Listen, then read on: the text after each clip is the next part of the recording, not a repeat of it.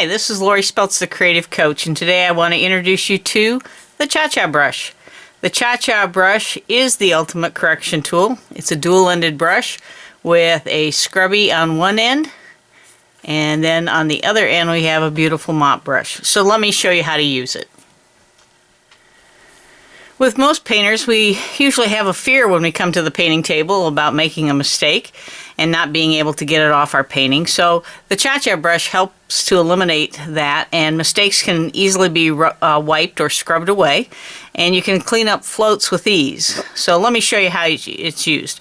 So with this, on the scrubby end of the tool, it is a stiffer bristle, and it is cut, as you can see, kind of to a nice edge there. So we've got a good edge.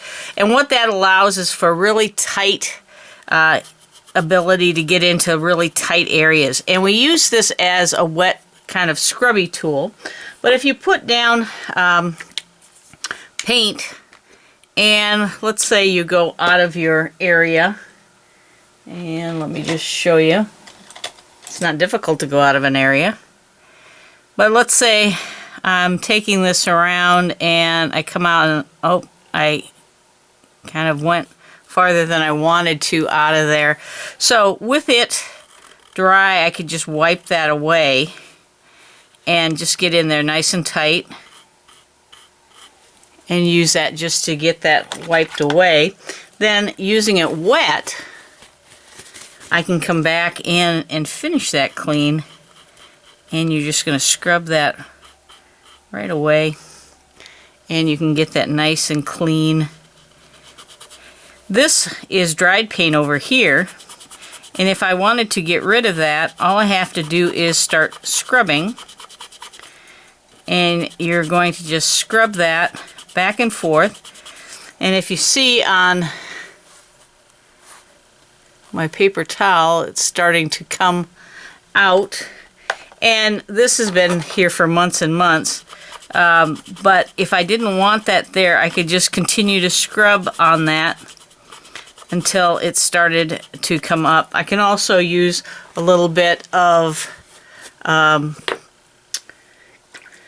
alcohol with that, and that would help it as well, and then I can come back and dry that area off, and now clean that up and get the look on the hat that I was going for to begin with. The same thing here. If you've got a little area that you get out of the range, you can get that out of there. So you can wipe any fresh paint under control, and then you can scrub out problem areas. It's also good for cleaning your stencils and stamps. So if I had a stencil here, and a lot of people worry about cleaning their stencils, these have been on there for a long time, and my favorite thing to do on this is to take just a little bit of the DecoArt stencil cleaner, and I'm going to dip my brush into that and then put it onto the surface here and just let it sit for just a minute. Now the unique thing about this brush is that it gets better the more you use it. So this is an older brush. This is one of the first ones that I did, and you see how it is raggedy, and I basically scrubbed it down and have taken most of the good stuff away. However, all of this stuff that's left, this gets into really tight little areas, so this is something that I still use on a pretty frequent basis. This is a new one, so it has some break-in yet to go. But you can see here, just by scrubbing away on this, I can get all of that dried on paint that has been there for months and months and months. Give it just a little helping hand, and I can do it with precision because I can get into tighter areas than I can normally. You can see the paint there on the paper towel, and I can get right up to the edge here and just get that edge really, really nice and clean so that, you know, I can paint and it can go onto delicate areas like this, where sometimes if you take a large scrubbing tool, you're afraid of breaking off some of these delicate pieces, and this can be used and has got a little bit more finesse to it, because you can get in here and just work on that area and not be taking your whole stencil back and forth to get all of those areas clean, but you've destroyed your stencil in the meantime. On stamps, I like to use the same thing. This can go into these tight little corners of the stamp that may have gotten missed when you just wiped it off. And so again, I like to use, just on these stubborn ones, I can take a little bit of my brush cleaner and I'm going to work that in there.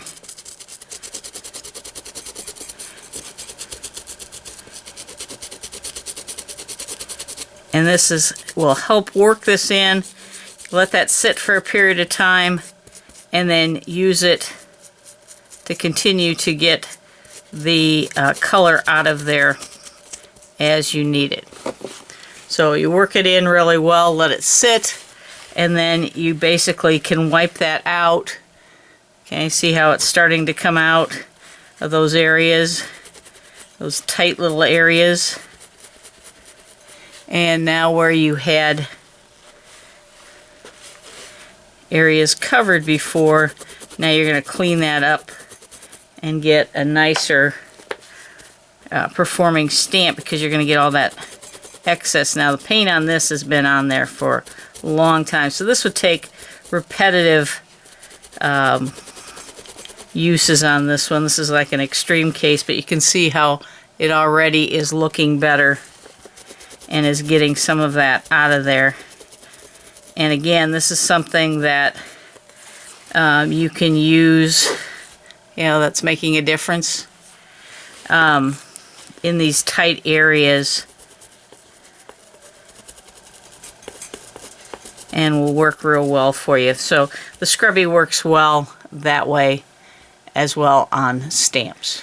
Now the Cha-Cha brush can also be used as a dry brush, and so because this is a stiffer bristle and it's got some really good strength to it, you can take and use this as a dry brush onto your surface and create some interesting texture marks.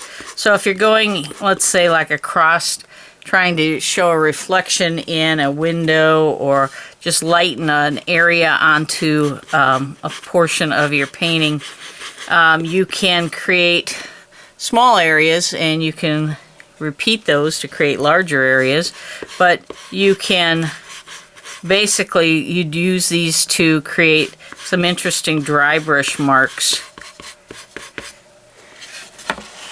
and create some texture onto your surface. Now I told you that the Cha-Cha is really good for cleaning up floats, but in this case this is a float that was done, and I didn't like this area right here that was done. I kind of missed and skipped. So this is just showing you, even though this has been done, oh, a year and a half ago, this is just a piece I brought out from one of a seminar that I did on the road. But if I didn't want that float there anymore and I wanted to redo it, I could come back and basically make it disappear. And again, you're just going to wipe it off. You're using it wet, so you're dipping it into water, getting some of it off, and then you're using it as a scrubby tool basically to get your mistake out of there, and you just work it towards the end. And you can see how that has taken that area out completely, and that paint has been on there, oh, like I said, probably close to maybe a year and a half,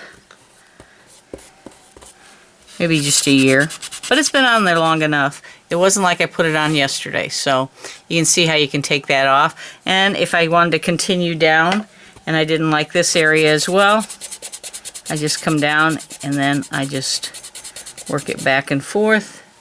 Again, you can see by wiping it out, I've taken that paint out. And then that gives me an opportunity to get more of a cleaned area when I go back in to correct that float, and I've gotten rid of that extra color that I didn't want. The mop part of the brush can be used to clean up floats as well. So in this case, I'm going to apply a float here. And I don't use, in my own personal technique, mops a lot, but sometimes it's nice to have this.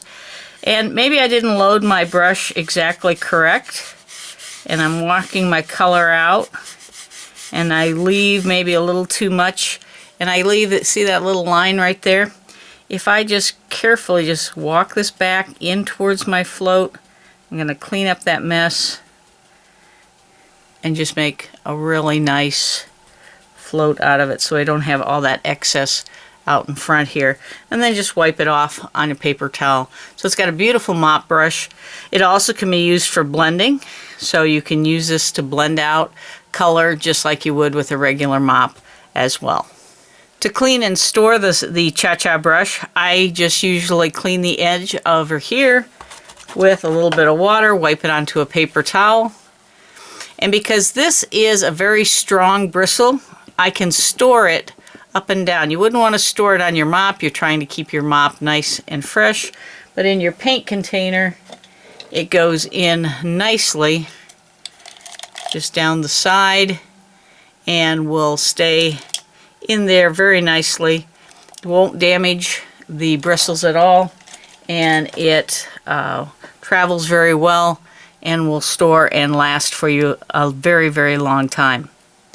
So I hope you enjoyed learning a little bit more about the Cha-Cha brush, and I hope you will keep it on your painting table. Remember that we don't have to paint in fear. We have ways to get our mistakes out. So paint without hesitation, have fun, and I hope you enjoy the Cha-Cha brush. This is Lori Speltz, the Creative Coach. Have a great day.